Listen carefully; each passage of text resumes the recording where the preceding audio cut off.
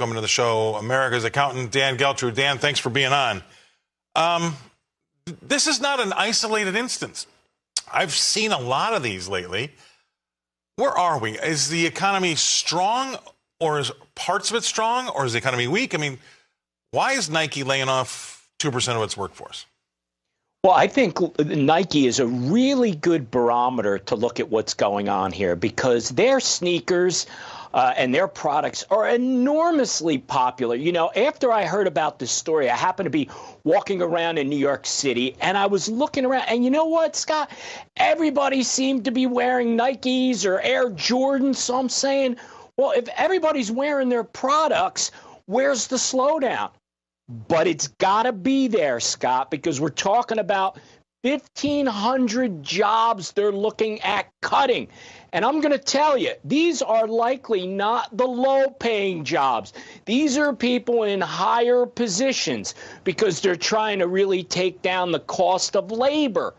So now, as those people come out of the workforce, and we keep seeing these job numbers, and they're red hot and every place. Well, are those jobs really good-paying jobs, Scott, or are those people who are trying to supplement their primary job or a secondary job? That's what I think is coming under the radar in this type of story. It's hard to argue with you because analyst after analyst, some of them are my friends, some of them are not, but we all seem to be going in the same direction when we talk about jobs.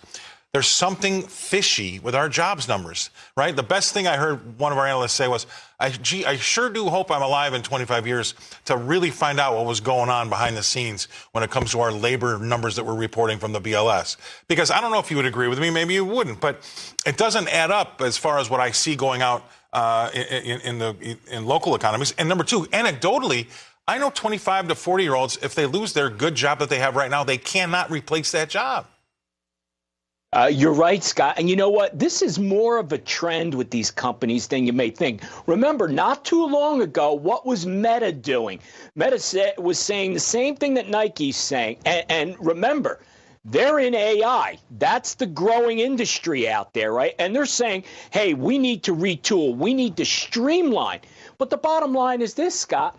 Labor is simply too costly. And when you factor in what AI is doing and how that's impacting workers, it seems to me that if workers don't figure out how to adapt, they're going to be unemployed, because it's not cheaper labor taking their jobs. It's robots taking their jobs. And you know what? Robots never retire. So those jobs are gone forever, Scott. They don't call in sick, and they don't take vacation days either. That's another issue. No, they don't. So I also wanted to bring up, again, it was December, and forgive me, it was either like Mattel or Hasbro, but it was a toy maker. Going into Christmas, they were doing these same cost-cutting measures, shedding people as a toy maker going into Christmas. And I'll never forget, I sat there, and I don't know if I've ever seen that before. Things like that are really throwing up my caution flags.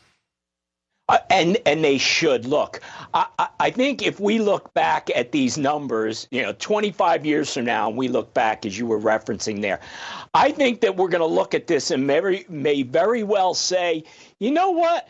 There was an awful lot of propaganda going on back at that time. And were we really getting the truth? Or have these numbers been, shall we say, massaged for, I don't want to say nefarious purposes, but how about political purposes, Scott? Well, sometimes political and nefarious are the same thing, but I would say this, if it wasn't for the $2.7 trillion we poured into the economy, the M2 money supply has exploded, and we were already going at a fast pace, number one.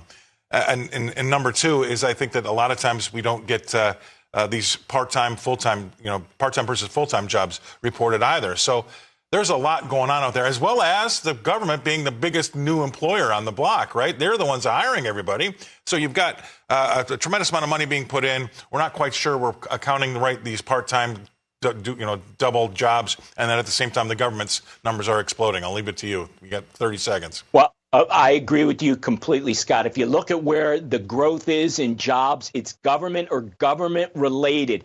That is not capitalism, Scott. That's socialism. And that's not a good sign for the U.S. economy, in my opinion. No, I mean, that's not good growth. I mean, that's bad. I mean, that's our tax dollars going to hire people that we're going to have to continue to pay. And that's just a never-ending cycle. We're on that cycle right now, but maybe that's something for another show. I appreciate it, Dan. Always great to have you on. You always bring some great stories to us. You brought us